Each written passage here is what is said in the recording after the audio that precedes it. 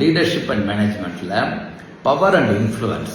Okay, அதில் what are the different types of powers? மொத்தம் 4 powers இருக்குது. பேசிக்கலி ஒரு ஆர்கனைசேஷன் எடுத்துட்டிங்கன்னா ஒரு மேனேஜர் இல்லை ஓனர் இருப்பார், டீம் இருக்கும். ஓகே, இதில் யாருக்கு எந்த அளவுக்கு பவர் இருக்குது இதை நம்ம பார்க்க போகிறோம். ஓகே, நீங்கள் பைக்கை போயிட்டு ஒரு சர்வீஸ் சென்டரில் விடுறீங்க. ஓகே, அது எக்ஸாம்பிள் வச்சுக்கலாம். இப்போ சர்வீஸ் சென்டர் ஆங்கிளில் பார்த்தோன்னா ஒரு மேனேஜரோ ஓனரோ இருப்பார். அவங்களுக்கு ஒரு 6 பேர் இல்லை 8 பேர் டீம் இருப்பாங்க.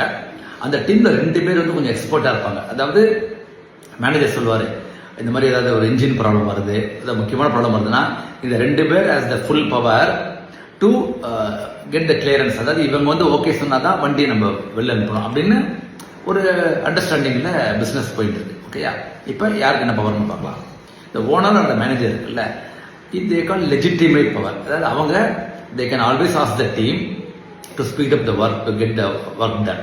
ஏன்னா they have been appointed and they are given the authority. So that is called legitimate. Legitimate na as per management structure. Okay, or ownership structure வச்சுக்கோங்க.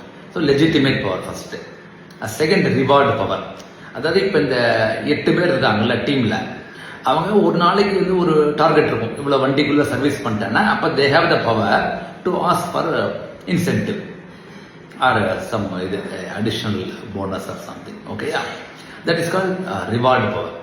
மூணாவது வந்து எக்ஸ்பர்ட் பவர். சொன்ன 2 பேர், those two have the power. Okay, ஒரு வண்டி வெளில போகிறதுன்னு வச்சுக்கோங்க சர்வீஸ் முடிச்சுட்டு, அப்போ they have the power to ask the other team members, இது இங்கே வந்து இங்கே கிளியரன்ஸ் நான் கொடுத்தேனா அப்படின்னு they can ask. That's call expert power. Because they have that expert domain knowledge அப்படிம்பாங்க. டொமைன்னா அந்தந்த பிஸ்னஸ்க்கு எது முக்கியமான ஒரு செக்மெண்ட் ஆர் பார்ட்டோ அதை வந்து தே have the experience. Okay, that's called the expert power. Fourth வந்து கோவர்சிவ் பவர். அதில் எல்லாமே மேலே போட்டிருக்கேன்.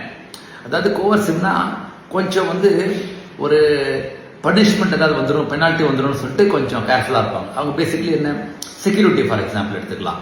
எந்த பைக்கும் வெளியில் போயிடக்கூடாது. ஓகேயா, அதாவது ஈவினிங் அப்புறம் இல்லை நைட்டில். அதனால அவங்களுக்கு வந்து they will face some penalty or punishment. That's called coercive power. ஓகேயா, so these are the 4 types of powers if you take any leadership or organization. ஓகேயா.